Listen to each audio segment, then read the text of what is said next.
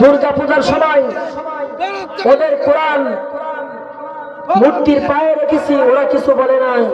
আর আজ যদি ওদের কোরআন থেকে 26টা আয়াত কেটে দেওয়া হয়, তাম পৃথিবীর 200 কোটি মুসলমান একত্রিত হয়ে যাবে, সব দলের লোক ময়দানে নেমে যাবে, মুসলমানের শরীরে এক ফোঁটা রক্ত থাকবে, কোন কাফের মুরতাদদেরকে ছেড়ে দিবে না। জোরে বলুন ঠিক কি?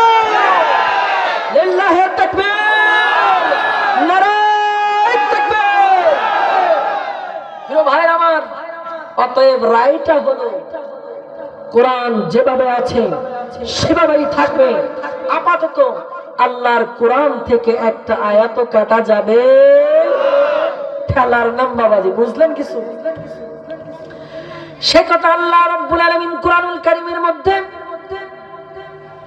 সূরা হিজর আয়াত নাম্বার 9 আল্লাহ রাব্বুল আলামিন বললেন, ইন্না নাহনু নাযালনাল যিকরা ওয়া ইন্না লাহু লাহাফিজুন। আল্লাহু আকবার। আল্লাহ বললেন, এ কোরআন আমি নাজিল করেছি, আর এই কোরআন সংরক্ষণ করার দায়িত্ব কার? আর জোরে বলেন কার? আল্লাহ যে কোরআন সংরক্ষণের দায়িত্ব নিয়েছেন, পৃথিবীর জমিনে সেই আলোকে নিভিয়ে দেওয়ার বুকের পাটা কারণ আছে। আল্লাহ বলুন ঠিক কি?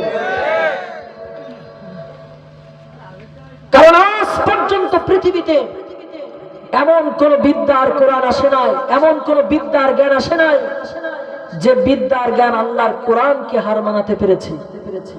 বরং কোরআন যেদিন পৃথিবীতে এসেছে, সেদিন থেকে তাম পৃথিবীকে চ্যালেঞ্জ করে এসেছে। চিল্লা বলুন ঠিক কিনা?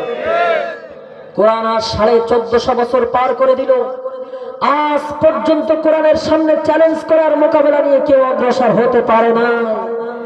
যারাই অগ্রসর হয়েছে আল্লাহর কোরআনের সামনে আত্মসমর্পণ করতে বাধ্য হয়েছে। চিল্লা বলুন ঠিক কিনা?